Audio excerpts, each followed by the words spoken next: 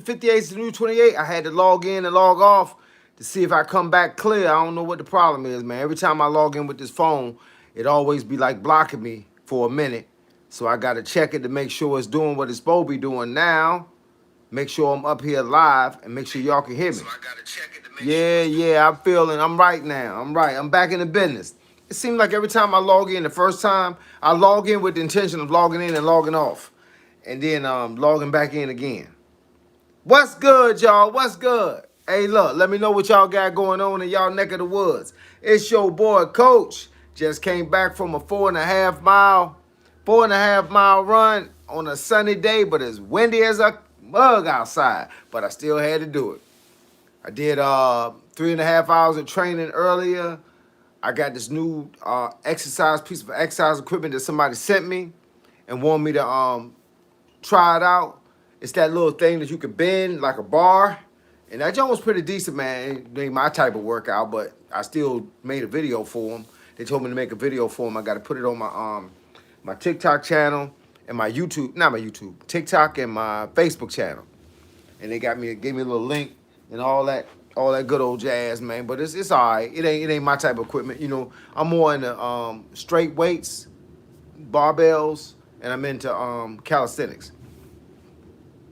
What we got here? Andrew Harper, my dog. What's good, player?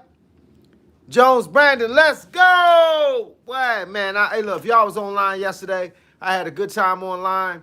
But then, hey, look, I was trying to answer the last question and forgot that my phone had already told me I had 10% left. And I don't put the blink on me, dog. Put the blink on me. Dane back in the building. MD3 the sniper. What's good, dog? Hey, man, y'all doing all right out there? Y'all been training, man? Y'all been keeping it 100? Y'all been keeping up with the news clips? Everybody want to fight everybody, or so they say on TV. They ain't saying it on the contract. They ain't saying it on paper, but they saying it on TV, though. How I feel about Blueface. I know who Blueface is. Blueface got beat up. That's how I feel about him. I think he underestimated the talent of the other guy. He looked like Anthony Joshua getting beat by Andy Ruiz. That big boy went ham on him, man. My mom spelt it weird, and I got stuck with it. It's Damien. Hey, look. Hey, look, that's what it is, man. Hey, look, that's what they do. Parents, man, they be trying to be so creative, and they be spelling these names out that we're going to have to live with till we 80, and nobody ain't never going to pronounce your name right. Chi-Town in the building. What up, Coach? What it do, man? We got some people up here, yo. We got some people up here. Hey, look, Blueface. Back to Blueface. Blueface got beat up, dog. Real talk. He got beat up, man. He got beat up from the feet up. Hey, he just had a sparring with Keyshawn. I thought he'd do a little better, but Keyshawn's smaller than him, though. Keyshawn is like 140-something. Blueface, like, he said Blueface was like 210, 220. But, you know, it's easier for a small guy with talent to outspar a big guy with no talent. He just bobbing, weaving. The speed difference. It's a speed difference. And so, but when he came to fighting somebody his own size, oh boy, Blueface got red-faced. He got red-faced, you feel what I'm saying? Yeah, he did good with Keyshawn, but you got to remember how smaller Keyshawn is. And Keyshawn won't bang it out on him. But when Keyshawn decided to step the level up at the very end, what happened? He would catch a Blueface with all kinds of stuff. Knocked his helmet off. You feel what I'm saying? Hey, I know, Swaggy P gonna jump up on Blueface like it ain't nothing to it. We about to see. Hey, look, YETXPES, what up? The Dark Magician, what up?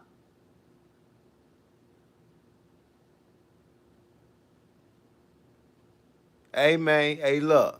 Blueface, he tried. Hey, look, that's what it all. That's all I can say. He tried. He came out there and put forth his best effort.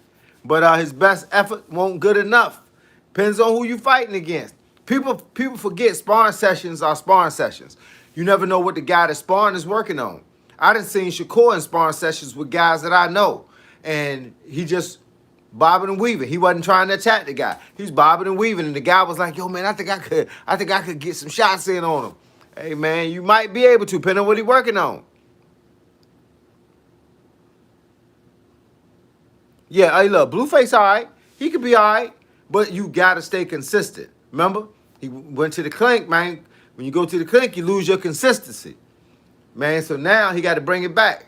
He got to bring it all back. But the boy, hey, look, the boy got hands. He got good style, but he got to be coached by somebody that actually know what to tell him to do. Because ain't nobody telling him what to do. And that guy that just beat him up, he beat him up decent. Getting knocked out the ring is diabolical. Hey, look, when you tired and the guy's bigger than you and you laying on the ropes, that's why I tell you never lay on the ropes. Yep. He did better in the first round, stayed long, and kept his distance. After that, he started fighting close range. Hey, look, a lot of tall guys give up their distance, bro. You don't supposed to give up your distance. That's what you're training for, to be able to keep moving, man. You ain't training to stand in front of him and just beat him up. You ain't training to stand in front of him. The Dark Magician say, I'm in Norfolk. Okay, that's what's good. Somebody asked me, was I a part of the Buddha Brothers? No, but I knew who they were. I'm from the 757, bro. You know we know the Buddha Brothers. Ron Garcia is pound for pound the baddest man on the planet. Word, you don't believe that. You don't believe that, man. You might well just got up here and say everybody mama wear cheap deodorant. Come on, man. Don't come up here saying that mess. Ron Garcia ain't no pound for pound nothing. Look. No, we ain't even gonna talk about that. Ryan Garcia, he's a good fighter. He's a solid fighter. You keep him in fights against people that's equal his talent, he'll beat them all. But if you put him in there with guys that can move around, he's gonna be in trouble. Hey, look, say pushed out the ring. Hey, look, it still look bad. Hey, look, it still look bad. Pushed out, smushed out, banged out.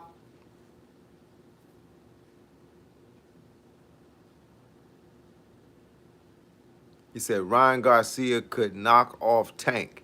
He's far from it. I don't know what that means. Look, I don't think you know what it means either. Everyone trying to fight everyone. They got a guy with no neck. Hey, look, you know how it go, man. It's a whole lot of fighters out there looking crazy. Guys with short arms like this trying to fight. And there goes somebody else talking about some Tank own boxing. Tank don't own nothing until Tank get back in the ring. They talking about Tank planning to fight Pitbull Cruz. Then somebody saying Tank planning to fight Lamont Roach. Tank ain't planning to fight nobody. They just keeping Tank's name out there. Remember Mayweather was famous for doing that with his name. Hey, look, Devin ain't scared of Ryan. Devin just signed to fight Ryan. Oh, he said he gonna fight Ryan after he fight Rolly. Because Rolly brings a check to the table. Ryan, right now, you got to let Ryan keep doing what Ryan do so Ryan can keep bringing that check up. Because just because we want him to fight don't mean there's going to be no money in it. Ryan Garcia versus Jake Paul. Hey, look, Ryan got fire on them hooks. He might catch Jake Paul because Jake Paul don't move enough. Coach, wake up, my boy. Ryan Garcia, I told you. Hey, look, Ryan Garcia is garbage. I told you. I told you that. Ron Garcia got slammed silly by Rolly Romero. Hey, look, come on, man. Hey, look, you don't believe that, man. Ron Garcia won one fight, and then everybody put him on the top of the game. Put him on top of the food chart. He's still at the bottom of the food chart. Somebody said Keyshawn's scared of Mason. Man, Mason ain't got enough years on him, man. Hey, look, in order for them to put Keyshawn in the ring with Mason, Mason got to bring something to the table. He ain't bringing nothing to the table. He's an up and coming. That's the difference. You can't. That's like Boots Ennis wanted to fight Terrence Crawford, but Terrence Crawford, people was like, Boots ain't fought nobody. You can't jump over the line, bro. You got to fight in your own bracket, bro. So, and still, to this day, Boots still ain't fought nobody. Boots ain't fought nobody in the top 3 in any category. He ain't even fought a top 3 street fighter. He ain't fought nobody, which is why he can't get no fights. He got to step up and take a fight against a known name fighter. That's how you get your name, bro. And Mason, he ain't fought nobody. Man, I watched Mason get drugged like man, they drugged Mason over in Norfolk. He got knocked down twice in 2 rounds, back to back. by a guy with no name. And the only reason he beat him because the guy hurt his leg. The guy twisted his knee. And then after he knocked Mason out 2 times, the guy was hobbling around. The ref stopped the fight because the guy couldn't walk. Let's see. Tank is the most popular fighter. That's all definitely is great when he want to be. And he could be great when he want to be. He could be popular. I mean, Tank made a reputation under Mayweather as a guy that was a tough. Tank was like a Mike Tyson, a little mini Mike Tyson. But when you're doing all this stuff that you're doing right now, bro, you lose it just as fast as you gained it. Now they don't even want to put Tank out there because they don't want to lose no money. You promote a fight for a guy like Tank and you lose a $500,000 and the fight ain't even happen. Come on, LG, you know these fighters aren't built like back in the day. Oh, we know that. Did you spend time in D.C.? I hear a little D.C. Baltimore. Man, I spend time everywhere on the East Coast, player. I've been all up and down the East Coast. From New York to Newport News. EDXYY1. What up, bro? What it do, man? Thoughts on this Pacquiao-Mayweather fight going on, man? It's a money grab, but Pacquiao ain't going to be able to do nothing. Hey, look. Pacquiao almost messed that fight up. That fight was in the works for about 2 years. He almost messed that fight up because he basically lost the fight to Mario Barrios. But they had to give him a draw. It's too much money on the table. He going to get beat up by Mayweather because ain't no way in the world Mario Barrios is not the measuring stick. Mario Barrios is a 4 out of 10. At least a 4. And he hung in with Pacquiao. Come on, man. Y'all know the deal. Boots need to fight. Boots need to fight anybody. Boots is hand-picking fights. That's why they were so mad about the fight he was getting ready to fight against the boy that's on Golden Boy. Golden Boy was like, you're not going to win that fight against Boots because you stand still and Boots going to dance around you. So what they do? They pulled out. And then Boots, they're mad. You know why they mad? Because it was a hand-picked fight for Boots to win again. What these guys thinking, coach? Hey, look, they ain't thinking. You know Alex Foley. You know what we do up here. Tanks at the pub drinking beer from Scotty Boy, Catskill, New York. Tank's probably somewhere drinking something because that's all he do. When he ain't got a fight coming up in 60 days, he getting drunk, he getting high, and he eating a whole lot of munchies. You know what I'm saying? He get the munchies. Do you think these internet guys are disrupting the game of boxing because none of them are real fighters, but I honestly think it's a parody boxing and also think it's just for a quick check? Well, you said a whole lot, bruh. First of all, they're internet fighters, and you saying they're disrupting the game because none of them are real fighters. All right, we got to go back to what a real fighter is. If you put on hand wraps, put on gloves, climb in the ring with a mouthpiece, and getting punched in your face, you're a real fighter. Now, are you a real fighter that everybody know? No. Are you a real fighter being promoted to be a fighter? No. But if you getting in the ring, you climbing through them ropes, and you getting hit in your eyeball, you a real fighter. That's with anybody. That's with Jake Paul. Jake Paul's a real fighter. He done been in a real fight. He got a record. Whether it's winning or losing, getting beat up or beating somebody up, that makes you a real fighter, dog. If you climbed in the ring today and somebody standing in the corner wiping your face off and you go out there and do 3 rounds, you are a real fighter. You might not be a real good fighter, but you're still a real fighter. Now, do I think it's disrupting the game? No. Let me explain to y'all. All of y'all catch this up here right now. Let me explain to y'all why these internet boxers and this Tuffy or Duffy or whatever the name of that new boxing label is, Zuffy. All right, let me explain to y'all why this ain't bad, why it ain't a bad deal. All right, before the internet fighters and the other junkie companies, we had fighters that was picking and choosing and plotting and planning. That means that labels were putting fighters out when they wanted to. They made us wait until they wanted us to see it. They made the guy wait 5 years before he fought. They made Mayweather wait 10 years before he fought Pacquiao. You know what would have happened during the time when they were making you wait if Al-Sheikh had been in the game at that point? He would have put up $100 million for Pacquiao, $150 for Mayweather, and they'd have fought 10 years before they fought. But what happens when you don't have a monopoly? What happens when you only have a monopoly and you don't have other people out there with companies? Then one company's running the game. If y'all, I don't know if y'all familiar with, if y'all from Virginia, we got Dominion Virginia Power. That's the power company. They can raise the rates anytime they see fit. You know why? because we can't jump ship and go to nobody else. You know why? Because there are no other power companies. So with that being the case, they're the monopoly. They are telling you what they want to do, just like before Verizon, before YouTube TV, before satellite dish and all that. It was only Cox Cable. When Cox Cable was the only one in the business, they ran the business. They ran it how they wanted to run it. And if you ain't like it, you just ain't have no cable because you ain't have nobody else. You ain't have a secondary to go to. Well, that's the same thing about these little sub-internet companies that are pushing out boxing. What they doing right now, they have single-handedly changed the game. You got people now like Jake Paul that's giving women $1 million. You got people like the Alice Sheik guy. He giving people a 50 million, 60 million. He making fights. If Sheik wanted Shakur to fight Keyshawn Davis, he put $100 million up and they be fighting tomorrow. There wouldn't be, but see, nobody's gonna lose $3 million or $2 million for a fight like that, right? So put 50 on there. I bet you they'll change their mind. And I'm a fan of both Keyshawn and Shakur. I understand their story, but for $50 million, y'all will be like, let's just go out here and fight. And at the end of the day, we still gonna be friends. Let's agree to that right now. And then they're gonna go out there and fight. That's why I like these companies. Why? Because they stop someone else from ruling the roost. That's what they're doing. They stopping another guy from ruling the roost. He can't just be like, it's only me, and if I don't put it out, it won't happen. Now you got 20 other companies you can go sign with. Well, guess they changed the game on that one.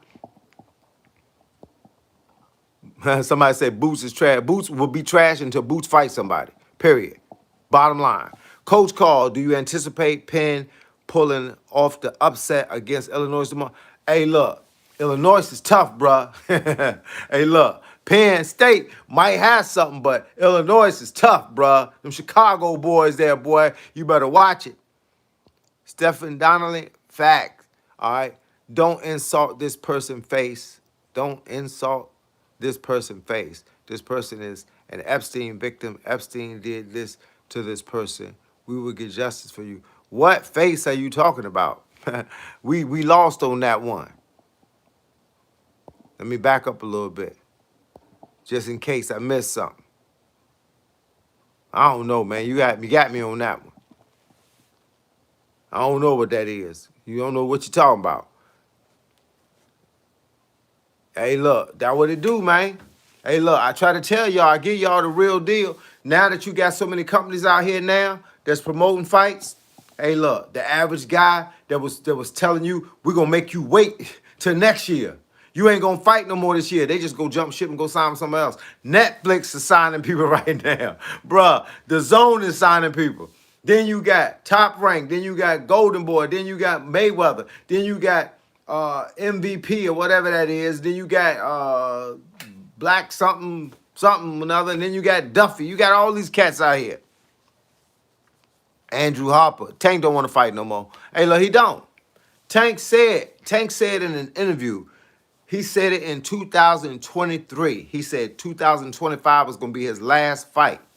He said, because I'm at the stage right now where I have completely changed my life to be this fighter. I have been mean. I have been mad. I have been training like a wild man, and it's affecting my outside life. I can't calm down to be a subtle, regular dude because I'm so stuck on what I got to be good at boxing. So he said 2025 was going to be his last year fighting. I don't know if that's going to come true, but the reality is I understand this concept. I understand this philosophy. And will I respect it? Of course I will, but with the rest of the world, no. They'll keep Tank name out there and everything. Every time a fighter come up, Tank name come up. That's good for Tank, but he not going to capitalize on it money-wise because he done. I don't think he can come back to the Tank that we love and remember. Just like Mike Tyson. Everybody wanted Mike Tyson. Mike Tyson realized when he was sitting at the crib, he said, you know what? I can take some celebrity fights. And I ain't even got to win.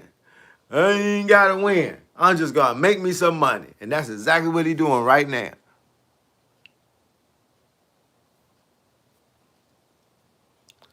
Ashy, too classy. I don't know what does it clap. Y'all gotta start explaining this stuff, man. Y'all be throwing slang terms up here, and I don't think nobody know what y'all talking about. Just ask it in a full sentence. Ask whatever you want to ask in a full sentence. Even if it's stupid, at least make it make sense. He is the most popular boxer, period. Tank is. Tank is the most popular boxer, period, right now. But will he use that for something? Or will he let it ride? Hey, look, Mike Tyson is doing his thing too right now. And even though Mike Tyson ain't never gonna be the Mike Tyson we remember. But the reality is Mike gonna stay in the game. He gonna keep making 30 million, 40 million. Mike just mad that he throwed that money away. He throwed that money away buying Bentleys and paying for girls and hanging out with all the top celebrities, eating in restaurants, leaving $1,000 tip. Now, he ain't trying to do all that no more.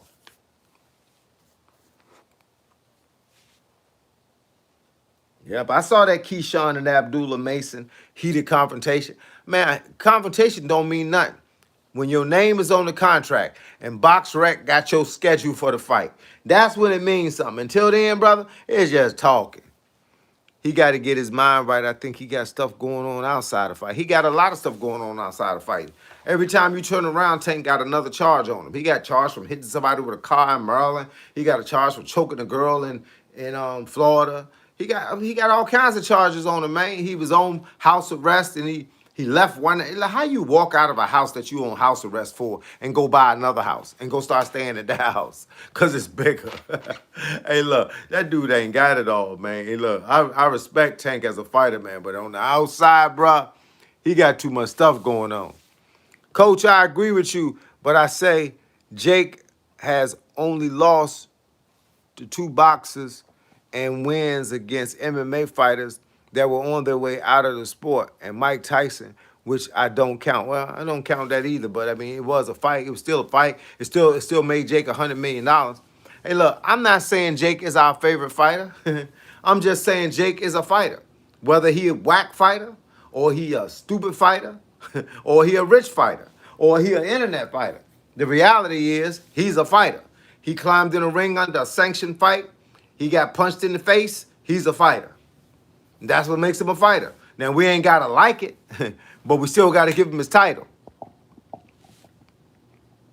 But the whole thing about Jake that people don't seem to understand is Jake is providing a service that's bringing in other fighters that ain't getting no checks.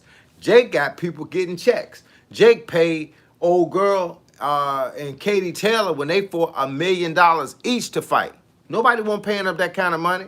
Paid them more than once. Now you see Jake trying to schedule that Alicia Baumgartner fight against that girl. I can't think of the girl's name. I'm going to tell you in a second. I got a flyer right here on my phone. Hold up, wrong flyer. We talking about Amanda Serrano. Amanda Serrano and Alicia Baumgartner. Looking like that might be something right there. That would be a great fight because they two real fighters. They two boxers. And on another note, you got Clarissa Shields out here still talking. Hey, look, man, that's why you lost. Clarissa Shields lost me about 4 years ago. She didn't know how to be quiet. She don't know how to just fight. She don't know how to train and then just fight.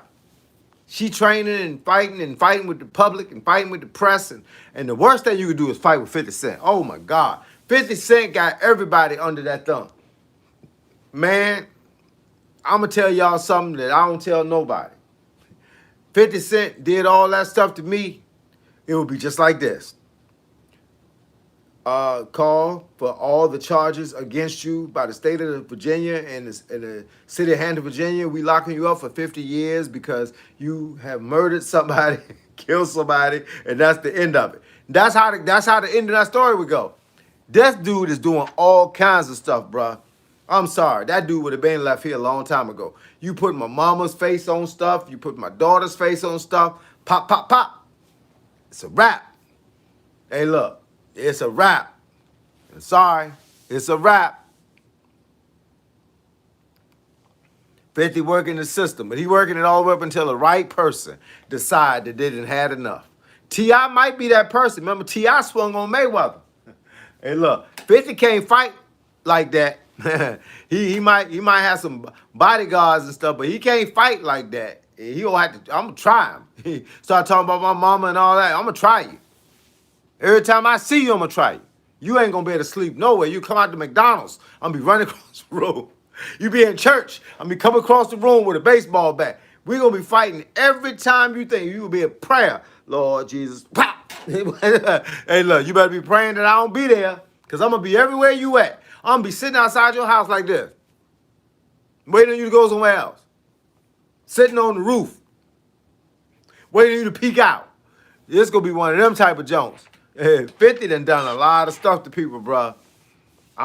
That dude would not be here. I'm sorry. He'd have to go. He'd have to go a long time ago. That's what that is. All due respect. I think it's funny until it hits your house. It's funny until it hits your house. When it hits your house and you realize this dude talk about your mama, your sister, your brother, your cousins, your grandmama. He buying video footage. He buying footage of everybody. Said 50 is the king of this mess. Hey, look, them Navy SEALs they're gonna be standing next to 50 holding up a Teflon tarp. Because as long as if they go to the bathroom, everybody get it. I don't care who got to get it. I'm gonna be there with, we know they say ain't nothing better than a Navy SEAL but an Army Ranger. I'm gonna have me about 10 of them jokers. I'm gonna have 10 Army Rangers. I'm gonna get that boy Nick. Y'all know who that boy Nick is, the Army Ranger? I'm getting him. I'm paying him. What did he say? Ain't nothing worse than something coming from too far to see and too quiet to hear until all of a sudden, and that's it. You gone. I'm calling him up. Here's $1 million that you didn't hear from me. Here's $1 million, but you didn't hear from me. Look, that's the bottom line. It's always a way, man.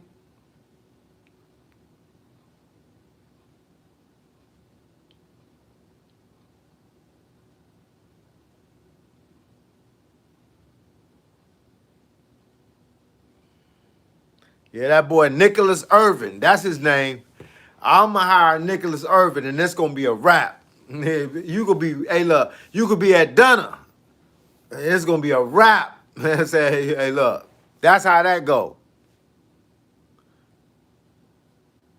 Hey look, I don't need to get close tip-top health. You know who Nicholas Irvin is? He said he can shoot you from 3-4 miles away. 3-4 miles away. That was one of the first black snipers in the world. The Reaper. You know what I'm talking about. Hey, look, you could be sitting at dinner, Navy SEALs could be feeding you, and one could be wiping off your mouth, and all of a sudden, that could be a wrap. The only thing we're going to be doing is talking about it after it's over. That's how that goes. We're going to have a conversation about it when it's over. Man, and much stuff that dude did, it's because of 50 that P. Diddy still in jail. P. Diddy ain't getting out no time soon. Don't be surprised if 50 said he coming after Jay-Z. 50 coming after everybody. What up, Delta Roots, my dog? Say what up, coach. Man, this evening I'm going to eat some ribeye steak. Man, I ain't had steak since 2000. Probably, I don't even know if I even had steak in 2000. I ain't had a steak burger, a hamburger since 2012. Man, I don't even know what steak tastes like. That boy Cole, I seen him shooting on. Hey, look, that boy Cole, man, believe it. Hey, look, Nicholas Irvin is the real deal, bruh. Coach, I only say that because I started training MMA before I got into boxing. And I hate to see former MMA champions get their image ruined just for a check. Yeah, Jake helping boxing, but ruining MMA. He not ruining MMA. You got to remember, Jake ain't touched MMA. Jake touched people. People ruining MMA. Hey, look, I'll use this expression. It ain't your wife's fault that your best friend asked her to sleep with her. It's your wife's fault. It's not your best friend. It's not your best friend's fault that your wife slept with him. It's your wife's fault. You understand what I'm saying? It ain't MMA fault that Jake bringing in people. It's those people that jumped the ship to come get that check. That's whose fault it is. You can't blame Jake for something that money did. Hey, look, you gonna tell Jake don't offer the money? No, how about you don't accept it? Hey, look, It ain't ruin. MMA ain't going nowhere. Cause Jake ain't gonna be paying y'all forever. They just giving them a different life. That's all. Them guys came over there and got that check, cause they won't get no checks where they were. King Hazy, what up, dog? Only Hayes, by Vegan Life. Hey, look, that's what I'm saying, Cal. Hey, look, I ain't the smartest guy in the world, but if my wife cheat on me, I can't blame my best friend. I don't care what kind of game he got. I can't blame him. I got to blame her. She the one that did it. I don't care what he talked about. I don't care how good his game was, how much money he had in his pocket. It don't matter. It was up to you. You could have said no. And that's what I say about them MMA guys. The MMA guys, he can't be ruining nothing. Jake Paul is just, hey, look, Dana White. That would say he the new Dana White. That's what my man Delta Roux say. He putting money on the table. But Jake Paul ain't putting as much money on the table as that Al Sheik dude. He putting up. Al Sheik make two preachers fight each other. Make a Baptist and a Protestantarian preacher fight each other. Hey, man, Cal, I appreciate you being up here, dog, while you jiving. Hey, look, my man Andrew Harper hit me on the hip and said, look, go live, coach. Go live. I went live. I ain't know all y'all was going to be up here, man. I'd have been live. I'd have been live a long time ago. I was sitting here drinking some water, man, just chilling. I had just came back from a run. I was trying to keep myself together. What we got here? Guan coach. I don't even know what that means. Not by chance. What up, not by chance? What up, dog? The same guy's about to switch banners and jump over to the Zuffa. Hey, look, exactly. You know why they jumping over to Zuffa? Because Zuffa putting up them dollars, man. Zuffa putting up them dollars. That's why. Man, they putting up them dollars, man. They changed everybody's mind. And look, I seen people try to jump ship right now, trying to go to Netflix. Everybody going to Netflix must got something popping off over there. I say blame them both, coach. I can't blame them. I can't blame. You talking about when I talk about the girl and the wife and the best friend? I can't blame him, man. I can't blame him. He could try. Every man can try anything he want. But if your woman ironclad, she ain't going nowhere. She gonna be like, you know what? I ain't messing with you. And she gonna tell him. She ain't gonna come home and tell you, hey, your friend's trying to holler at me. She gonna tell him, you ought to be ashamed of yourself. That's your boy. You a sucker for that. And that could be the end of it. And then he gonna be like, oops, my fault. And that could be the end of it. But you know what these girls be saying? I don't know. I mean, I don't really like to do that, but that's what they do. Then you gotta blame her. Hey, look, your best friend, you better watch. Your best friend be the main one touching your wife. He'll tell your wife all kinds of stuff that he remember that you did. Hey, look, that's why I don't hang with nobody. We all see. Y'all ever seen anybody in the background? No. You know why? Because they be, hey, look, y'all see my wife. I got to keep my wife under lock and key. My best friends is trying to touch her booty. No, I'm just kidding. But look, I ain't got no best friends. Y'all my best friends. Y'all some 100 people, man. Y'all the real deal. Yeah, my man, not by chance, say my wife cheat. I'm blaming the both of them. You better have 2 bullets in that gun. Plop, plop. Don't miss nobody. Whoever I don't hit with a straight shot might survive. Andrew Harper, got to get the party started, man. You know how we do here, bruh. You know exactly how we doing things, man. Hey, look, man, I've been online all day laughing at some stuff. There's been some funny stuff up there, man. Hey, man, y'all seen the Doritos commercial? Y'all seen that new Doritos commercial with the barber cutting the guy hair? That jank is mad funny, bruh. That jank is mad funny. If y'all ain't seen it, Google Doritos commercial. And you'll see a guy with a fro sitting in a chair getting a haircut. And the barber's bigging up. The barber's like, yeah, back in the day, I was the man. I was this, that, and the third. I was hot, man. I was a man. Everybody wanted to holler. And the dude was watching his hands. And watching. He was like, yeah, because I was like, and the dude was like, and started sucking on his finger. And everybody in the barbershop was looking like, because he had some Dorito sauce left on his finger. Hey, look, I don't know how to carry that one. Hey, look, that's why you always supposed to wash your hands as a barber. I've been a barber for 43 years, dog. You always supposed to wash your hands. Man, you know how many barbers, man, start cutting your hair? They be like, yeah. You be like, what you got on your hand, man? You done been to boo-boo, forgot to wipe his hands clean. Come on, man, get it right, bruh. Barbers wash their hands, man.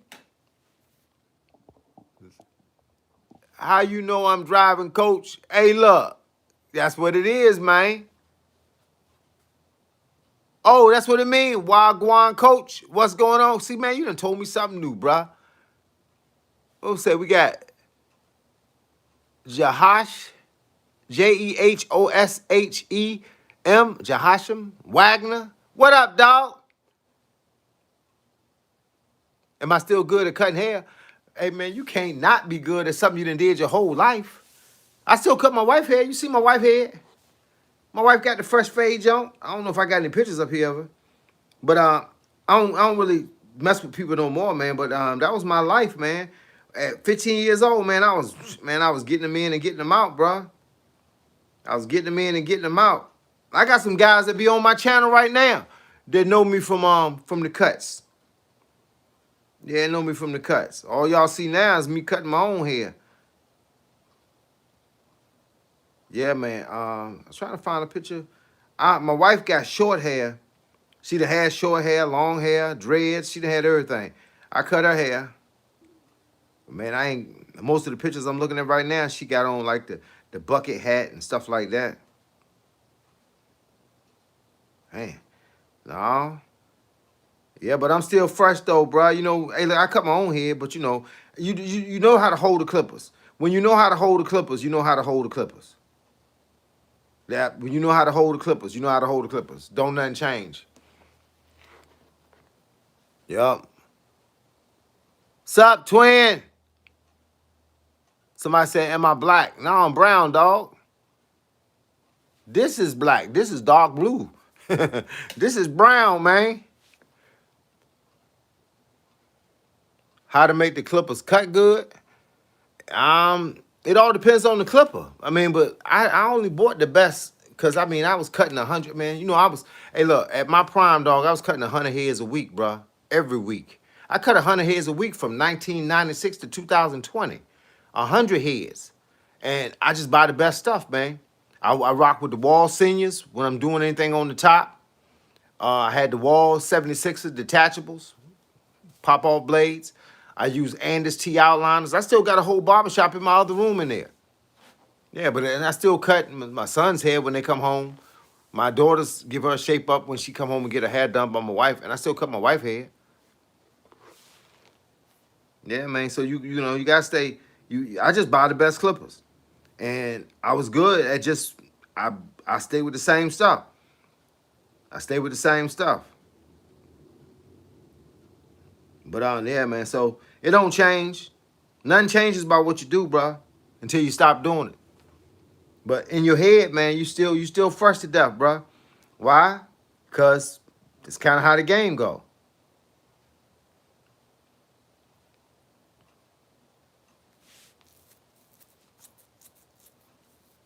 Let me see. Let me see. Let me see. Let me see.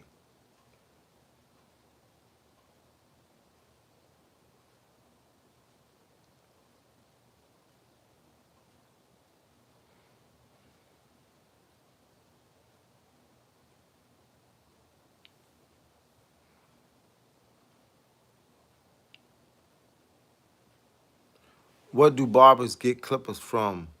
Oh, you mean where do barbers get clippers from online? Um, I used to go to well, it's a place in Norfolk, but I mean you can get clippers from anywhere. You can go to Amazon and get clippers now. I mean my last couple of clippers I bought because I buy only the same stuff over and over. I don't swap out of my styles. I use Wall Seniors, I use Wall Super Tapers, and I use Andis T outliners and then Andis outliners without the T. So yeah, so I buy them. I can buy them online now. But they had a place in Norfolk called Norva, Norva, Norva Barber and Beauty Supply. So anybody up here looking for something that's a specialty blade or a specialty type of clippers, go to Norva, Norva, Norva. Just Google it, Norva, Norva Barber and Beauty Supplies. It's in Norfolk, Virginia. Once you find it, you're gonna be able to get everything from right there.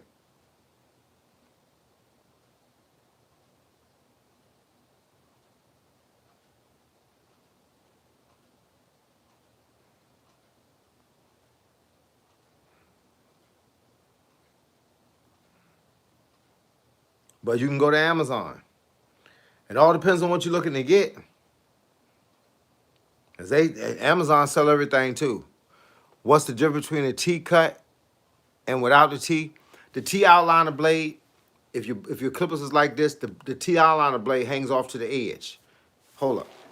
I can just show it to you. I'm going in my other room. Hold on.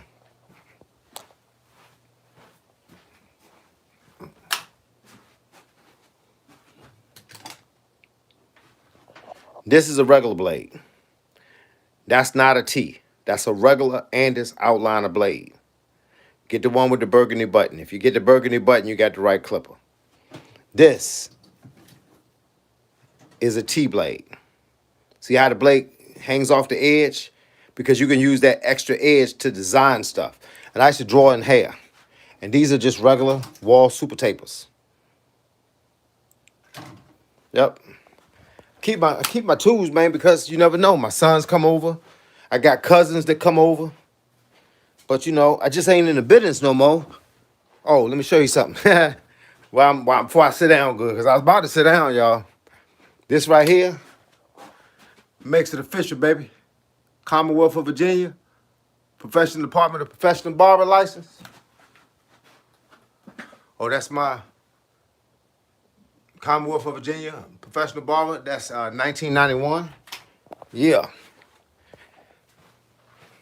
Both of my sons went to barber school too. Both sons went to barber school, and my wife went to cosmetology school. My daughter's the only one that didn't go to barber school. Let me see. Can you show some of them? All right, yeah. You're in good shape, coach. How old are you? 58. I'll be 59 in November. Let me see. You can still go to Sally's and get clippers if you have it where you're from, but I know the Midwest has Sally's. The only thing about Sally's, I used to go to Sally's a lot, but Sally's is more expensive. You can go on Amazon and get them cheaper.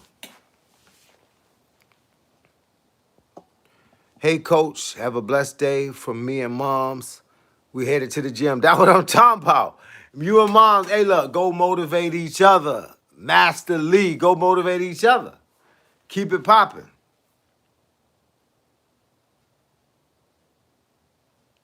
Motivate each other. Keep each other in the game.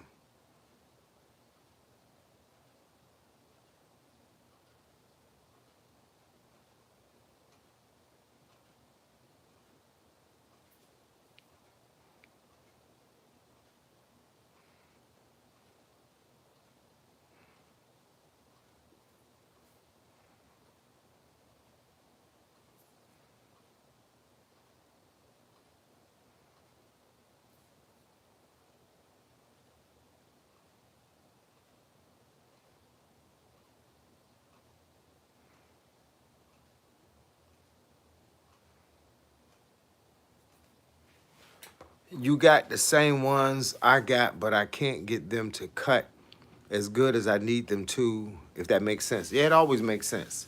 The only thing I can say is a lot of times when only thing I can say is a lot of times I change blades on a pair of clippers. Because I've gotten blades that were kind of like dull, so to speak. They didn't pull or nothing like that, but they didn't cut sharp. And so what I did was buy another set of blades. Every pair of clippers take a new blade. Buy another set of blades and swap them. And then keep that other pair for later. So you always get a ball fade. Hey, man, I didn't cut probably, let me see. I used to have pictures. I don't know where they at now. But I have a whole book of pictures where I used to cut everything. I mean, I used to cut designs in hair, names, pictures, everything. Yep, I used to cut pictures and everything in hair. That's what made me famous. 15 years old, I was the only guy in my neighborhood that could cut names in your hair, cut designs, all kinds of stuff, man. It's so long of stuff, man. I cut everything. Temp fades, I was famous for cutting temp fades, ball fades, even all over low seasons, wavelength, all kinds of stuff. Flat tops when they was out. Gummies when they was out. I mean, I pretty much went through the whole thing. During the time I was cutting hair, that's when all the styles were like they were coming up with new styles all the time. People used to come to me and say, "What can you do different to my head?" Hey, look, man, I cut women hair just as much as I cut guys' hair. That was one of my specialties. I had a lot of guys who brought their wives in. Their wife wanted short hair like my wife had, and I would cut their wives. And they know I won't. They know I won't about that. I won't about that life, flirting with folks and all that. That ain't my life. So they knew they could bring their wife to me, and it was gonna be a good deal.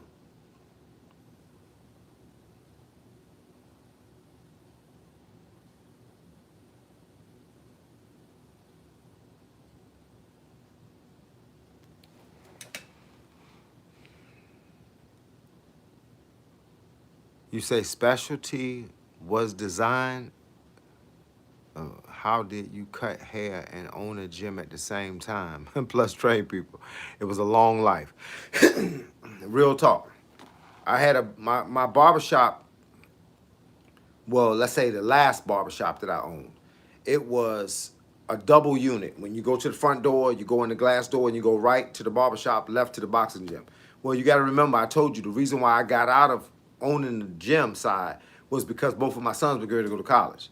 So during the time when I was training people in my own gym, my sons were 14, 15 years old. They worked all up until they was like in their 20s. We ran a gym. But my oldest son did the same thing I did. We both came in the morning. We started in the barbershop. And for private lessons, he would leave and go teach private lessons and then come back. And so he had double jobs. I didn't leave to go to the gym until after the barbershop was open. But my shop opened at 5 o'clock in the morning. It closed at 3 o'clock every day. So at 3:30, my gym started. 3:30 to 9:30. So that's kind of how, like a little bit of the switcheroo. But what ended up happening is once my sons decided they want to go to college, one son graduated from high school, didn't want to go to college. The next son graduated, and the first year he sat out. And then he decided he wanted to go to college. So when I decided to send him to college, I sent the other one. I said, "You want to go to college too?" He was like, "Yeah." I said, "I send both of y'all to college." So when I sent them both to college, that meant I wasn't going to have no instructors. Plus the other two guys that was helping me out, they had just left to go to college. So it was close the gym. And I ended up taking my main students, the ones that competed, I took them to another gym. And I became the head coach at that gym. So then I would still do the same thing. I work from 5 in the morning to 3 in the afternoon, close the shop, go to his gym at 4 o'clock, and work from 4 o'clock until 9 o'clock at night. And that's how you do it both. And back in the day when I was teaching karate, excuse me, back in the day when I was teaching karate, I didn't own the dojo. So pretty much dojo opened at 5 o'clock, closed at 9 o'clock. I went to work, got off, went home, got my sons, came back, and that's how I go.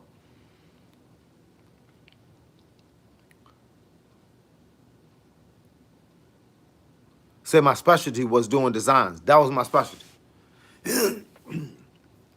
I had pictures and all that, man. I still got pictures somewhere in this house, but I don't know where they at right now. Because if I knew where they were, I would be Johnny on the spot to go get them. But I used to draw names.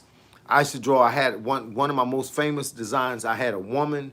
I drew a picture of a woman, a silhouette of a woman, sitting on the beach under a palm tree on the side of a guy's head. It was fly, and it was the most talked about for a while. I was in hair shows and stuff like that. But now, you know, guys cheat now. You know, if you ain't got a good line now, they'll die it. They'll die it now. We had to make it a good line without taking it back.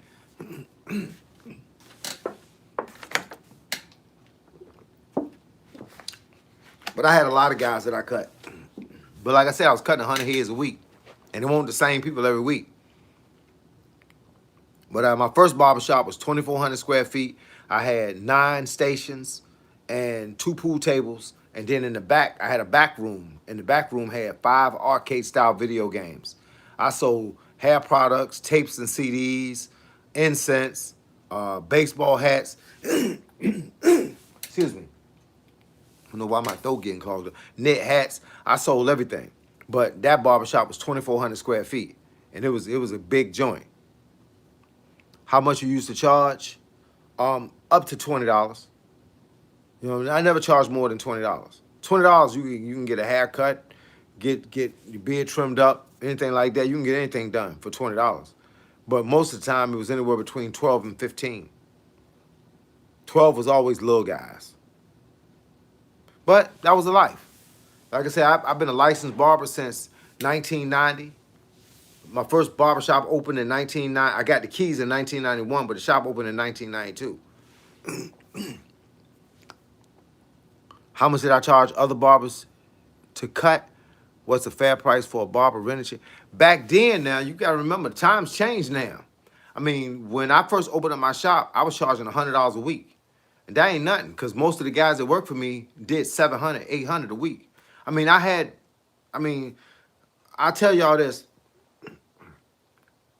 if you know me, you know me, all right, and you know I ain't about bragging. I ain't got an ego. I don't really got to tell you my story to make it seem like my story was so big. I could just tell it to you, but to be honest, I had the biggest barbershop in my city. You think about it, 2,400 square feet. I had 9 employees. I was 24 years old. I had 9 people I was responsible for, and they weren't 24 years old. Some of them guys was 30. I ran a 2,400 square foot barbershop with 2 pool tables. Them pool tables was doing good money every week. And I had top of the line. I had what's called Valley Slate coin operated pool tables, set on 75 cents. And I had a whole area to the side that looks like a little booth. Like if it went in a flea market, you see t-shirts hanging up, hats, knit hats, incense, hairbrushes, combs, all that. I had everything in there. The little oils, I had everything. I used to have a pager and a pager and cell phone business. I had 300 customers from the pager business. Now, you know, back when pagers was out, that was the 90s. So you buy a pager, it could be $40. The pager bill was $10 a month. $6 came to me. $4 went to the company. So you add this up. I had 300 pages. That's residual income. I made $6 off of each pager, and nobody ever was late. You got it? 1,800. I had 9 stations. 9 stations plus mine. $100 a week per station. Add it up. Per week. That's 9 times 4. That's 3,600. Plus 1,800. Plus the pool tables was bulling in 400 a week because I had pool players, real pool players. So 2 pool tables made 800. That's 400 for me, 400 for the owner of the tables. And I ain't gonna talk about the rest of the stuff because little stuff here, little stuff there made another 100, 200. I had a soda snack machine. That's 400 a month. So now you understand why, if you do all of this all the time, you understand why I don't work now.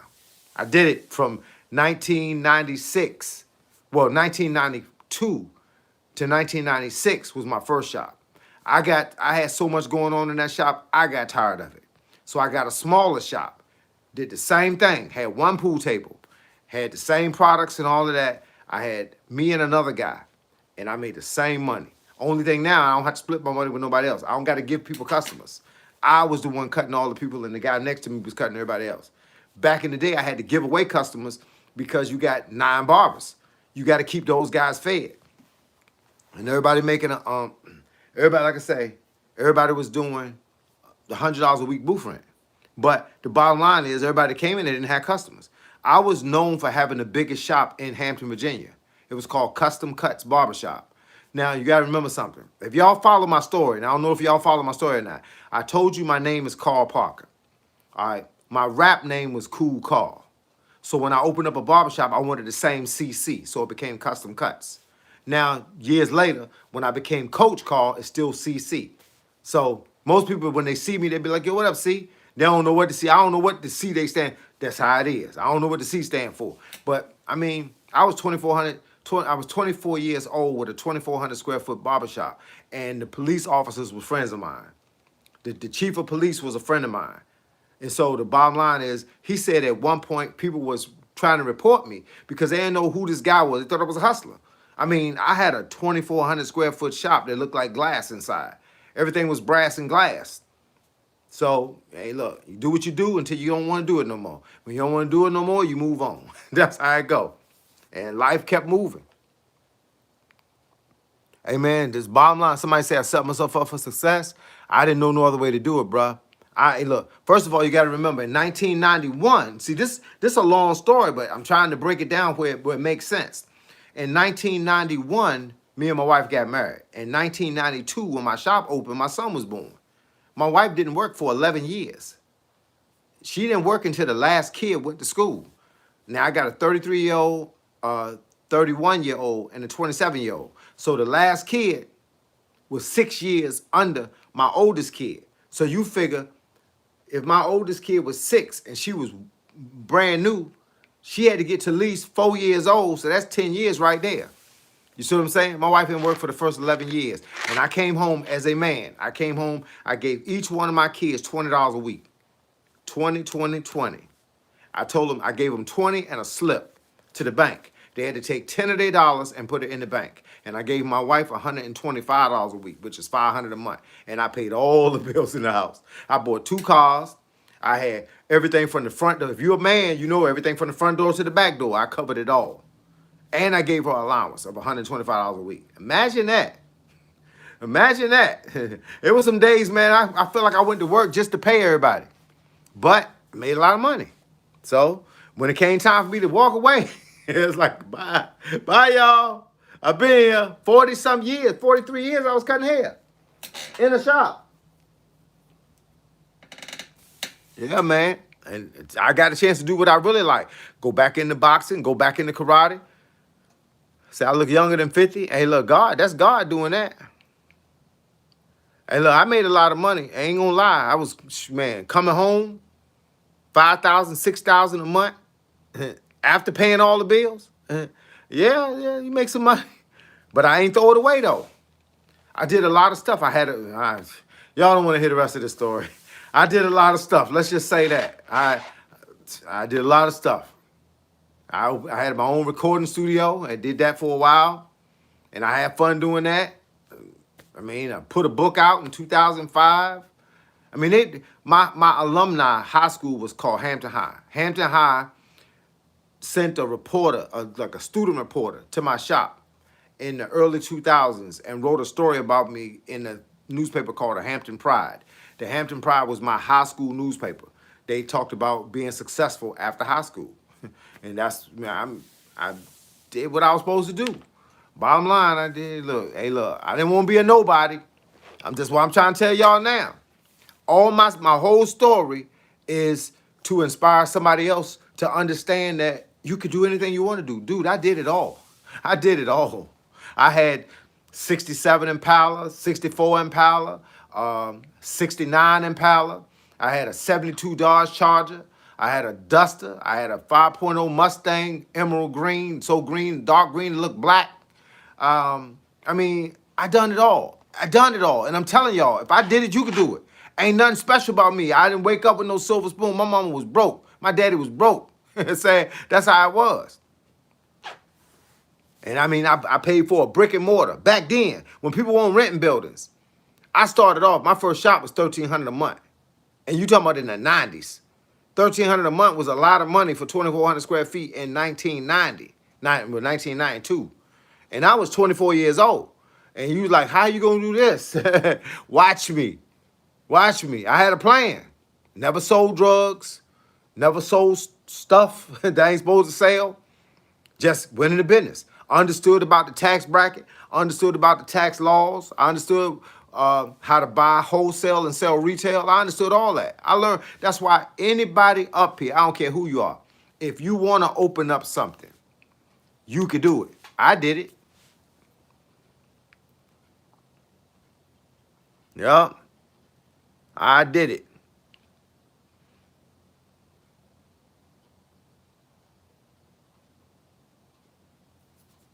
Vehicles today have too much electrical. Now the new trucks that are $80,000 transmission failing at $40,000. Hey man, you know I ain't never owned no truck. Well, the only truck I ever owned, man, wasn't even a truck. It was El Camino. I had a '77 El Camino, 350 duals, Corvette rallies. You know what I'm saying? I love that joint, but I got rid of it because I had it the year before my son was born, and my wife, she got pissed off because I wanted to go somewhere with my son all the time. And my first son, I put the seat in the joint, faced it to his face to the back, to the seat, not to the window, and me and him rolling. El Camino had a system in the joint and everything. Burgundy with the wood bed, man, with the Corvette rallies, it was slick too, dog. and I had to sell it. Am I on Instagram? Yep. Coach Call 757. Coach Call 757. All one word. I thought about opening up a laundromat and having vending machines, but I don't know where to put the vending machines. Oh, if you go look at the building, it'll stand out for you. You always put the vending machines in the front. You'll never put them in the back. You always put vending machines in the front so nobody can't break them and steal stuff out of them. Because money is in a vending machine. And once they get the door open, they can find the money. So the whole thing is put it in the front. I had soda and stank machines. I mean, did what I did. How did you learn about wholesale and all that? No. Hey, look, I knew people was doing it. I knew guys that was learning the game when I was picking up the game. And so I was like, so what I did is I called to Richmond. Richmond is the Department of Taxation for Virginia. Richmond is the state department for the taxation. So I called them and I said, I wanna buy stuff like a store. I said, what do I need? She said, you're gonna need a wholesale vendor's license. I said, what do I need to do with that? You need to fill out this information. I send you the form and everything. You sign it, date it, and send it back. I said, how much does it cost? It don't cost nothing. You just got to pay taxes on the products that you buy. Because when you buying them, like I could go in a store and buy a picture. Like, I'm trying to see if I got something in this room. Like a poster. Like y'all seen posters in my room. I could go in the store and buy that poster that you see right there hanging on the wall. I could buy that poster for like 75 cents. But that same poster might sell for $6. I come back to my shop, sell it for $5. If it's selling $6 down the street, I'm gonna sell it for $5, right? And I pay 75 cents for it. But once you sell it for $5, you put the taxes on it, and then you take the taxes out and put them to the side because at the end of every 3 months, which is a quarter, you have to pay taxes. If you don't do that, then you're gonna have to pay it at the end of the year. Nobody wants to be hit with a 1 year worth of taxes at the end of the year. Everything I do is the same way. I've owned everything. I'm talking about, man, I built bikes. I built bikes from scratch where I was ordering parts online and parts were coming in and I was putting together bikes. I built 11 bikes from 2020 to 2021 and I was selling the bikes. The same way I was building them, I was selling. I was building custom bikes, so low riders. I was looking online, seeing what everybody sold them for. I went and got a business license called what was the name of it? Bikes and more, something like low rider bikes and more, something like that. I mess around and sell them, and then I pay tax on them, so I can file it on my tax at the end of the year. I've always been self-employed. I have never worked for somebody that gave me a W-2. Never. I always got a 1099. You know what a 1099 is when you file and you have all your stuff that you do. You show what you made, you show what you spent, you show what you profited, and then you show what you itemized for the deductions to be able to get some of that money back. Man, when I was, 1992, 93, probably up until my kids got in high school. Well, till they graduated high school. When my oldest son graduated high school in 2011 was the first year I didn't get back at least $8,000, $9,000 a year in taxes. That's why you say you got to learn the game. Yep, you got to learn the game. Everything, I'll tell you, my life is an open book. You seen the tattoo on my chest? It says, my life is my story.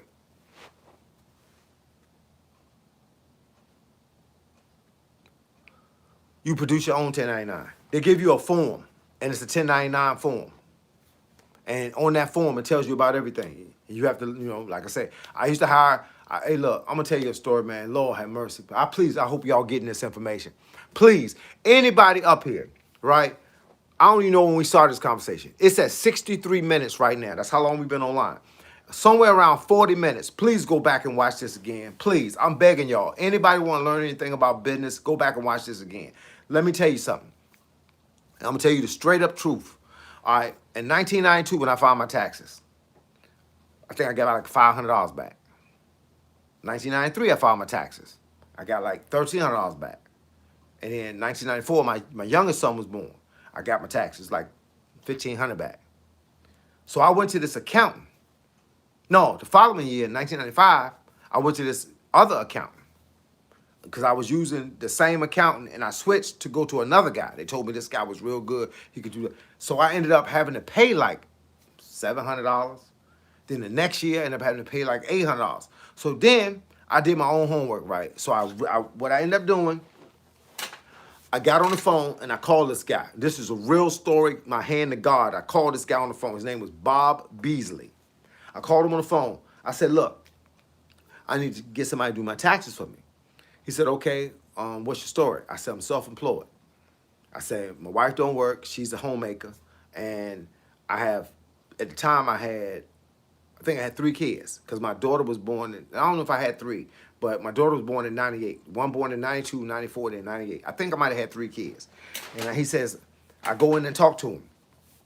And I go in and I take my information. I had a notebook, spiral notebook. I wrote down everything I spent, everything I bought, because you could write off everything. You could write off clothes. Like I had a certain amount of money that was considered clothes money. So let's say just in the average $200 a month, I'm buying clothes. Clothes that I only wear to the barbershop because you had to have on Rockports or clocks because they made my feet feel better because I didn't know about all these expensive track sneakers then. And other things that you buy like products in the shop, flyers, business cards, your tools that you cut with, everything. So I had a list, right? And this is on my word to God. I go in, I had a spiral notebook. I set it down in front of him. He said, this all your paperwork? I said, yeah. He looked at it, he said, it's not enough money. I said, huh? He said, it's not enough money. I said, what you mean? He said, it's not enough money. He said, let me explain something to you. You in business. You spend a lot more money than I see on them pieces of paper right there. He said, you probably buy stuff you don't even keep receipts for. He said, the government only asks you for, if they ever audit you, they ask you for 75% of your receipts, not 100%. They want 75%. He said, you don't have enough money right here. I said, what you want me to do? He said, change them numbers. I'm telling y'all straight up, God, my hand to God. He said, change them numbers. He said, this is right for the booth rent. This is right for the shop rent. This is right for how much money you made. But you only spent $30 on magazines. Make that $300. You only spent $30 a month on a cell phone. Your wife got a phone? Yep. Your son got a phone? Nope. He said, well, your wife got a phone. Do your wife and mama got a phone? Yep, she in business with you. That's $90 a month for 12 bucks. He said, you drive to work? I said, yeah. He said, you use a car specifically for work? I said, yep, it's the only car I drive to work. He says, write down how much you pay for the car. Write down new tires on the car. Every 2 years, write down new tires on the car. He told me the whole game.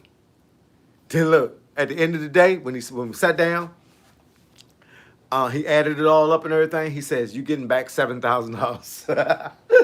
I paid $700 a year before. I'm getting back $7,000. He said, you got your tax returns for the year before and the year before that? I said, yeah. He said, bring them to me.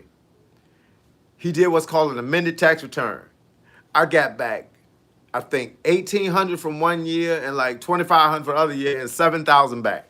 Every year after that, I was getting like $7,000, $8,000 back every year from like 1997 or 98 all up until 2020. Well, not 2020, 2011 is when my son graduated from high school, and that shortened me a little bit. Then the next one shortened me a little bit. Then my daughter shortened me. Then I got to write off college stuff. So it's a whole different game. But the dude was smart as crap. As crap. And then when he got sick, I told my wife, I said, take the taxi to his house. I said, he going to be in the living room. They're going to open up the door for you. He going to be in the living room in a bed that rolls out. He did my taxes, and he says this, introduced my wife to his grandson.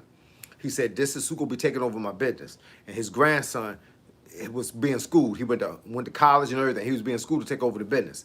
And then he did my taxes 2013, 14, 15, 16 to about maybe 2018. Then he left Virginia and moved to New York to go do taxes for some major firm in New York. And then I had watched him do it. And so I pretty much knew how to do it. So at that point, I just followed the formula. I didn't have the write-offs that I had before. My stuff was a lot smaller, but still, $2,000, $3,000 a year. I mean, I take that.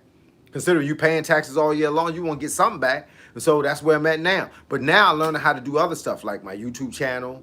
I got a Facebook channel, YouTube channel, Instagram channel, TikTok channel.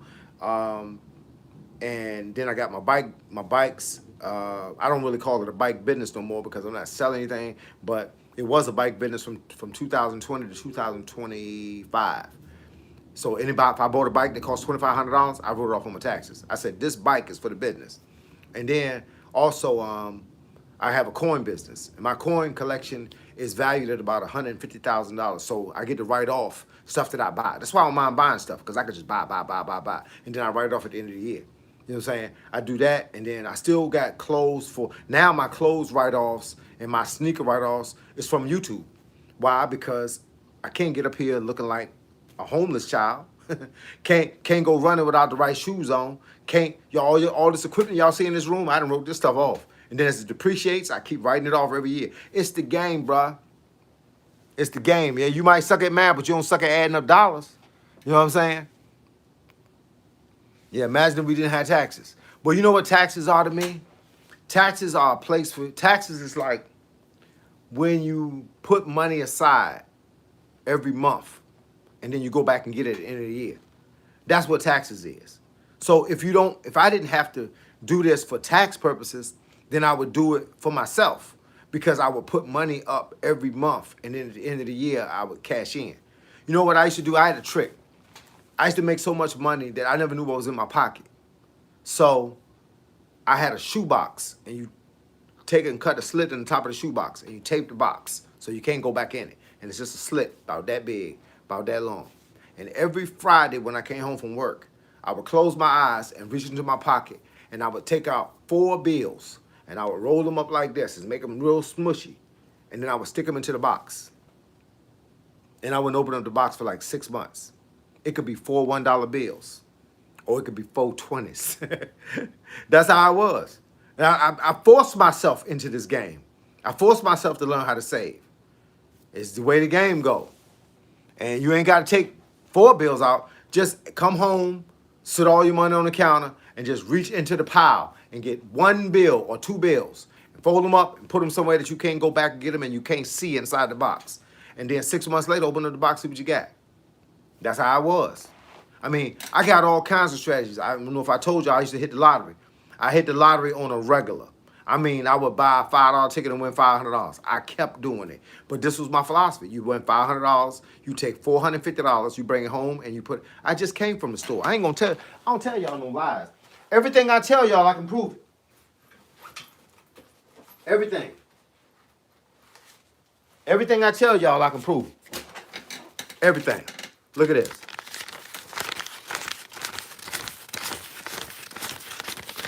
That's $200 right there. You know where this come from?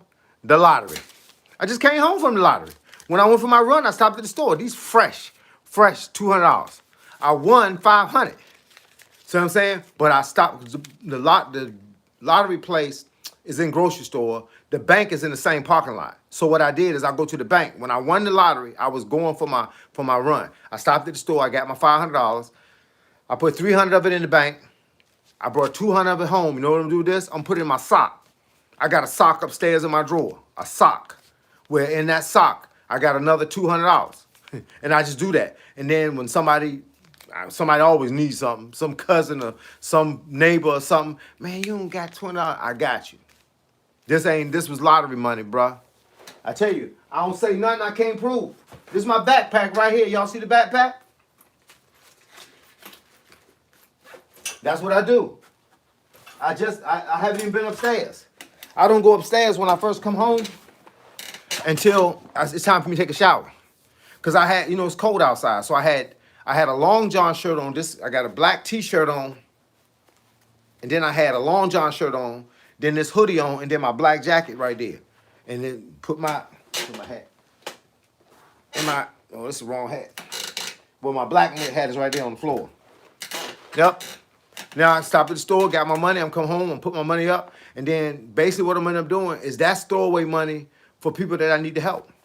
Oh, it's been times that I walk to the store and I play the lottery every day. I play $5. That's all I play. I play $5. I buy 2 $1 numbers. If you win, that's $500. And then I play a bunch of 50-cent numbers, which could be $60, $80, $120. And I just keep doing the same thing over and over. But I win all the time. Hey, look, man, trust me. I don't know, bruh. I'm lucky. That's all I can tell you is I'm lucky. And y'all know I got the crazy coin collection. I got new coins coming in. I was upstairs taking a picture of my coin collection a little while ago. I got it insured, but I was doing different things for it online. I put 20s in a glass jar every payday. I put a few 20s in the glass. That's what I'm talking about.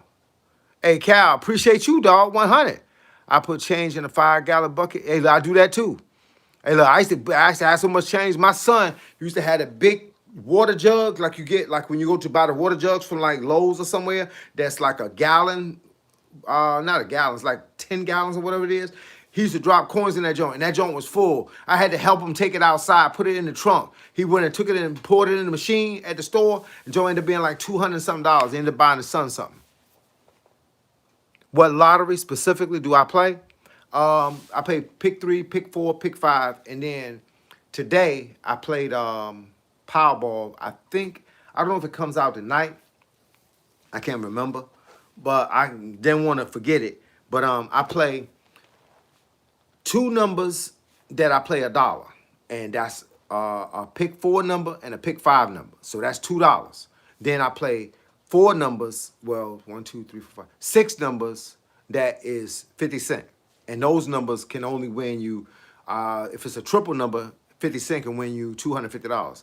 If it's any number like 1, 2, 3, and I'm playing in any order, it's only gonna win you $40. But if it's a pick 4 number and it's any order like 1, 2, 3, 4, and it's any order, then it's gonna win you $80. And that's pretty much how I do. But I've hit a few times on the 250, and then I'm so crazy, man. When I win $250 off of a 50 cent number, it could be triple nines, $250. I say, give me 200 and a 50, and I go to the machine and I buy a $50 lottery ticket. I don't never buy $50 lottery tickets unless I'm winning something. And I bought a $50 lottery ticket last week, and the first one I hit for $75. I went back, bought another $50 lottery ticket and kept it 25. Then I hit for 200. I went back, got 150 and another ticket, and then I hit for 500. And then I split it. I gave my wife 100. I gave my daughter 50. I gave my sons 25 each. Yeah, so you do it like that, and then you keep the rest, and then use it for something else. But that's pretty much it. My phone says I got 20% left. But hey, look, man, it's a game. I just play games with myself. That's how I train. I train the same philosophy I train in everything. Like, I didn't want to drink no more. So the best way for me to stop drinking was to tell other people. This is a trick, yo. Tell them. Tell your boys, tell your wife, tell your girlfriend, tell your son, I ain't gonna drink no more. When you say it out loud, you can't drink because you know somebody watching you. So I tell my wife, don't buy no more beer. I don't need nothing else. She said, for real? Yeah, don't buy nothing. She said, well, you want me to get you anything? Nope, I want you to buy me nothing that revolves around alcohol, period. She was like, cool. And that was it. I said, I'm not drinking no more. And that was it. That's how I do. Like my son told me this morning, he said, I followed your philosophy on something that didn't make a lot of sense to me when you told it to me until I did it for myself. This is what I tell y'all.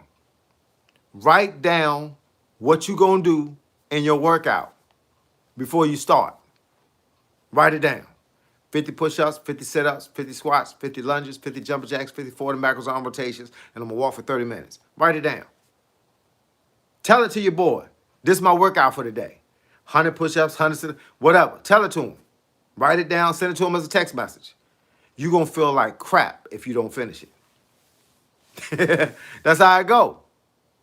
You're gonna feel like crap if you don't finish it. So you're gonna finish it. Say jitty, jitty, bang. Jitty, jitty, bang, bang. What up? Hey, man. Mary Turner, what up?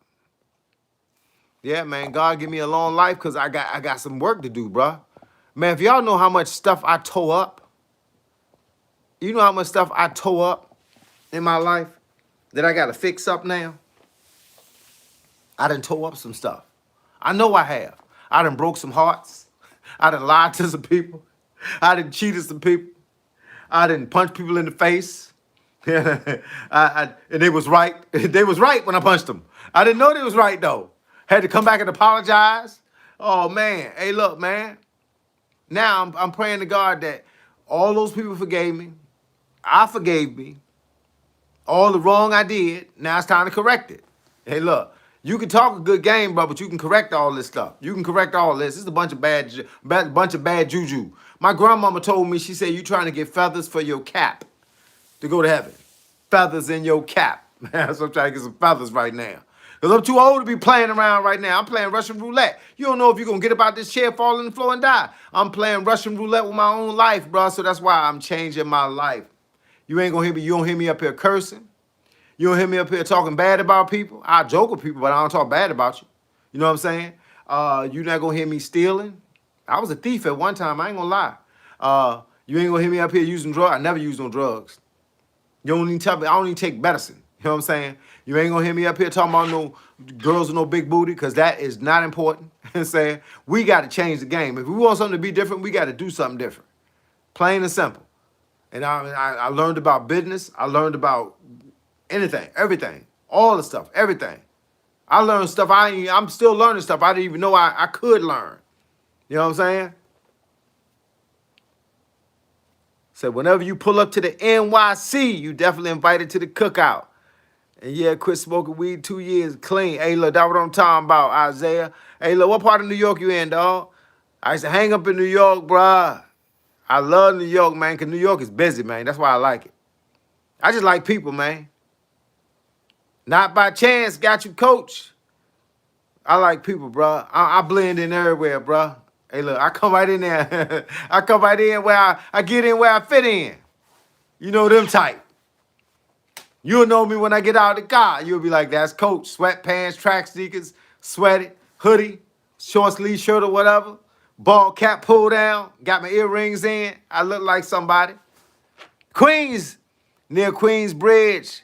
And I'm a boxer in training in Brooklyn. That's what I'm talking about. I got friends in, I think you say Bedford Stuyvesant, something like that. I got friends in Brownsville that I came up with. I got let me see where else. I got friends in Red Hook. Let's see. My sister's husband is from South Bronx. I got friends in Manhattan that live there now. I had a friend that lived in, my sister and I, we lived in Stony Brook, Long Island, because my sister was the director of Student and Minority Affairs at Stony Brook University. And I got a friend that lived in Uniondale, Long Island. Yep. New York, man. New York is mine.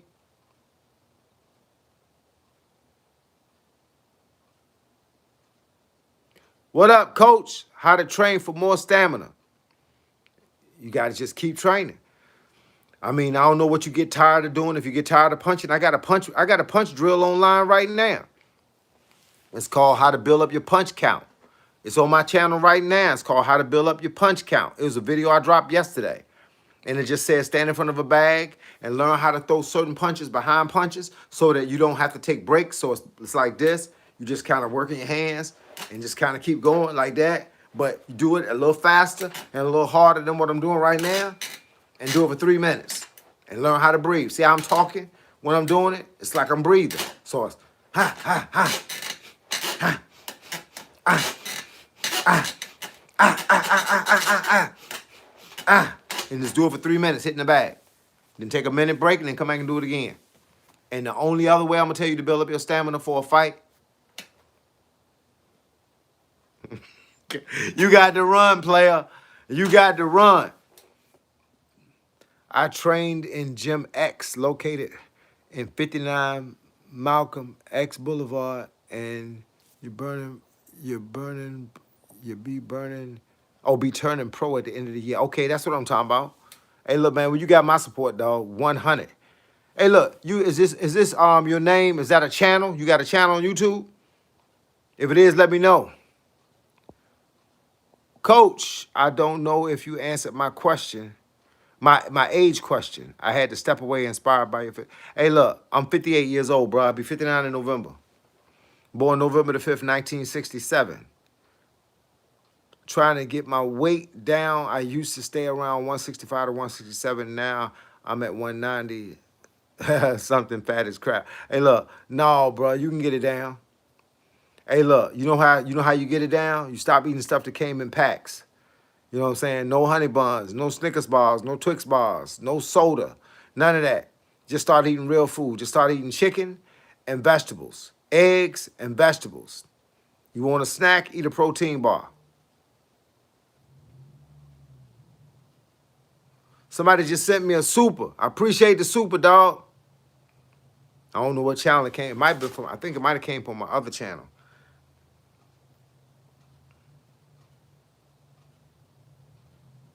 But either way, I appreciate it. Wow, amazing. What do you eat and not eat? I'm 100% vegan, dog. I eat vegetables. I eat apples, orange, bananas, grapes, cantaloupe, and watermelon. And I eat sunflower seeds, cashews, and peanuts. And I eat plant-based protein bars and drink plant-based protein. In 2013, I lost 60 pounds in 60 days. I went from being a little chubby to cut up from the butt up, as they say in the hood. And that's how my whole game changed. Because I had got out of shape, training everybody else and not training myself. And then one day I decided that that couldn't be the way I wanted my life to live. So I changed it. My story is not impossible. Anybody can do the same thing I did, and you don't got to go vegan to do it. I wasn't vegan when I lost the weight. I became vegan after. This was me in 2013.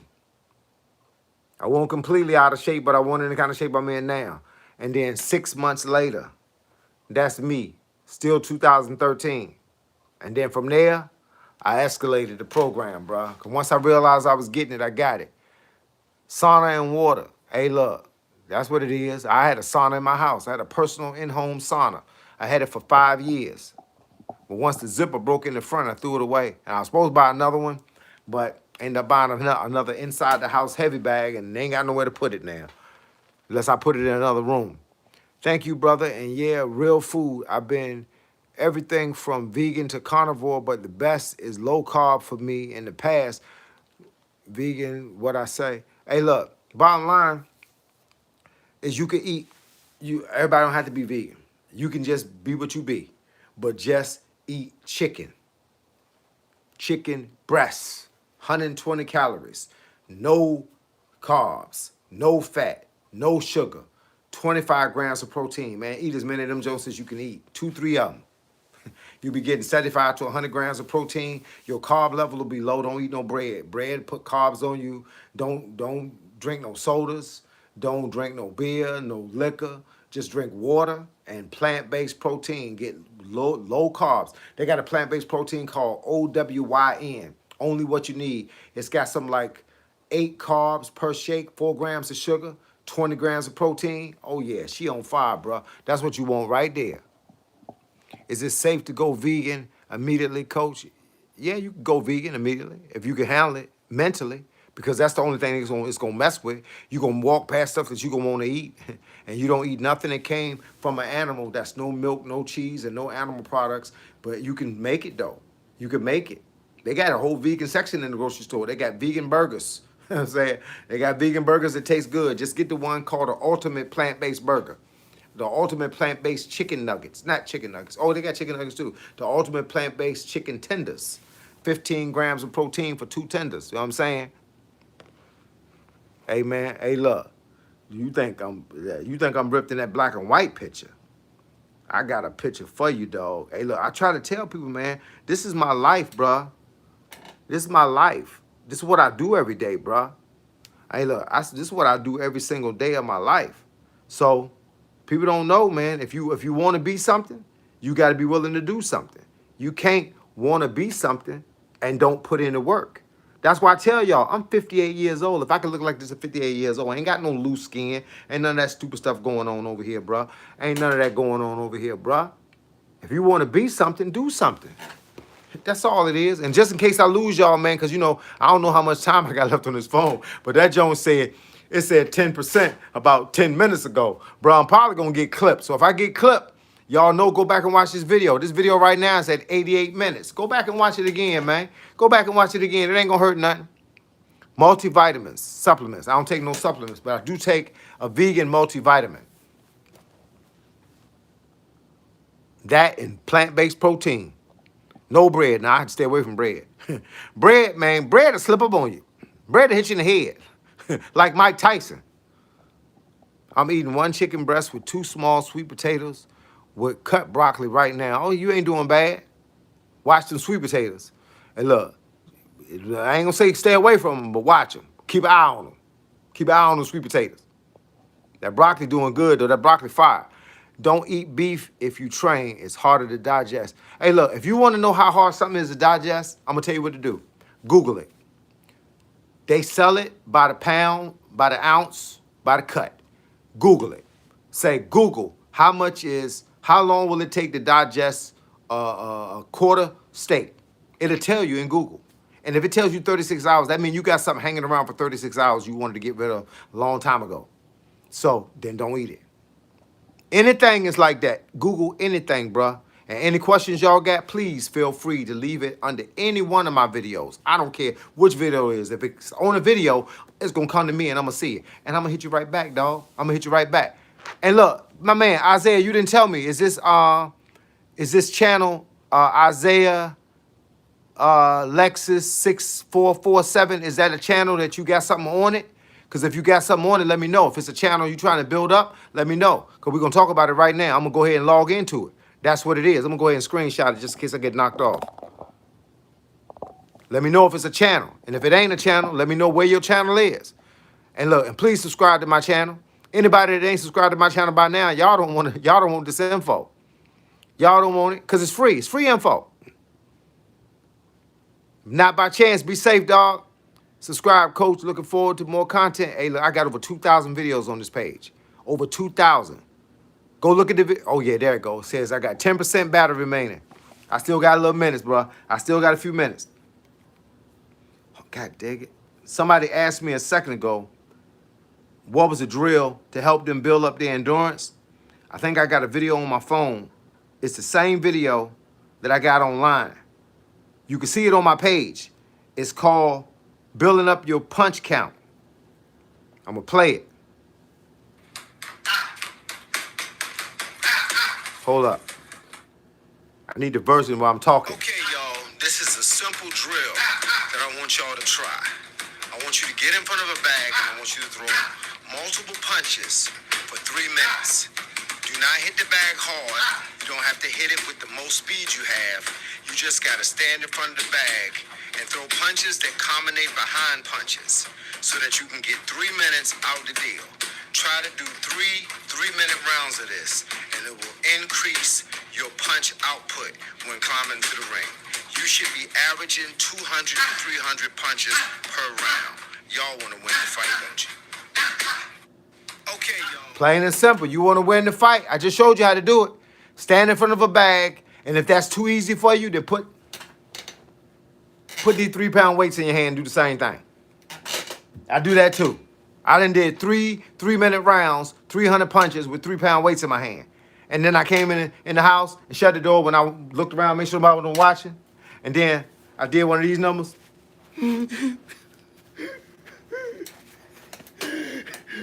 That's how I was looking, because I was crying on my own. I was crying on my own. Why y'all jiving? Boy, as you saw, I pulled the tissue out of my pocket because I be crying on my own. No, only on Instagram. I already follow you. Okay. So you got a page on Instagram that promotes your boxing. But this phone ain't got Instagram. That phone got Instagram. I'm going to find it, though, because I got you, bro. I got you locked in. I want to see you win. I got you locked in. Hey, look, I appreciate y'all, though, man. 100. I appreciate all the conversations. My man Andrew Hopper sent me a message. He said, go live, coach. Go live. I went live, y'all. Y'all done made my day, bro. I've been up here now 93 minutes, bro. That might be a record. That's 2 hours. Yeah. Something like 2. No, it's close, though. I don't know how long that is. 93 minutes is a long time. But it's almost 2 hours. Yesterday, we was up here 1 hour and 58 minutes. Hey, look, that's what it is, though, man. We're going to work this thing out. Remember, anything I got, I'm willing to give to y'all. Anything I know, I'm willing to tell it to y'all. Anything y'all want to tell me, if you're on my Instagram page, send me a 1-minute video of you doing something and say, Coach, how I look doing that. I'm going to hit you right back, and it's going to be just that simple. Crawford said he went to a nutritionist, and he was eating beef during training camp. He said he had built up crap all the way up his spine. That's why he switched to chicken. Just food for thought. Hey, look, Crawford told y'all the truth. Hey, look, y'all want to clean out your system? I got something for you. Go get some sea salt. right? Go get a thing of sea salt. You can buy it on Amazon. Get a thing of sea salt. Get you two 32-ounce, no, 32 ounce. Get you two 16-ounce bottles of water. Get you a jug like this. This is a gallon thing. Heat the water up on 3 minutes and then pour it in here. It's gonna be about this much water, right? Then give them 2 teaspoons of sea salt and shake it up. It's gonna taste like salty water. I got advice for you though. Let me tell you what I only want you to do. Don't have nowhere to go for about an hour. I'm telling you, don't have nowhere to go for about an hour. Maybe 2. Drink it as fast as you can. Don't sit it down and let it warm. It's gonna be nice and warm like a cup of coffee. Drink it. It's called a salt water flush. If you do not remember what I just told you, Google salt water flush and drink it. On a day you ain't got nowhere to go, you can drink it as early as you want, but don't have nowhere to go for a couple of hours. You'll be in the bathroom like this. And it'll be running out your body like water. That's what I'm talking about. Clean that system out. You don't want nothing in your system sticking around. And if you want to know my advice, do it like every 2 or 3 months. Do it again. Because you done ate something and something is hanging around. Let me tell you how people are dying from bacteria in their bodies. Because stuff is sticking around too long. If you got a steak that won't leave your system for 36 hours, and it's sitting in there, and everything you eat is on top of that steak, guess how long the rest of the stuff is sitting up in there? That's why when you go to the bathroom sometimes, you go and sit in the bathroom, you try to figure out why the bathroom stinks so bad. That's why it stinks so bad, because the food was fermented. Excuse me. It was rotted inside your system, and it was just sitting in there. Should have been gone. But because it took so long to digest, should have been gone. Why do y'all think I did the one a day? OMAD, O-M-A-D, 1 meal a day. I eat for 1 hour. I eat from 5 o'clock until 6 o'clock every day. At 6 o'clock, food go down. That's it. Only thing I got left is water till tomorrow. And when I sit down at 5 o'clock, I usually start cooking at about 15 minutes. I'm gonna be cooking. So from 4:45, it takes me 4:45 to 5 o'clock. So bottom line is once I cook and I eat, I'm done eating. That gives my body, I'm gonna eat for 1 hour. It gives my body 23 hours to digest my food. And somebody up here says, my crap truly don't stink. Hey look, it may not stink to you because you're used to it. But put your finger in it and then let somebody else smell it. I bet you they think it stink because it's crap. All crap stink. Some crap stink worse than others. That's why you can take a little small poop and clear a room out. Yeah, everybody think crap stink. Hey, look, just let somebody else smell it. Hey, look, be a barber. And we cut somebody's head and then wipe your hands. They be like, I bet you feel like that. Hey, red eyes, black cat. Hey, man, we ain't done. We finishing up a conversation, bro. You about an hour and 40 minutes late. You get to get none of this. You get to, hey, look, you come on talking trash at the end of the conversation. At least you could do is hit the like button. That's the only purpose you should be serving right now. Hit the like button. Make yourself useful. Otherwise, skedaddle, as we say back in the hood. Skedaddle. Hey, look, y'all, but I got to get off here. But check this out. I'm going to be back up here again tomorrow at about 2:45.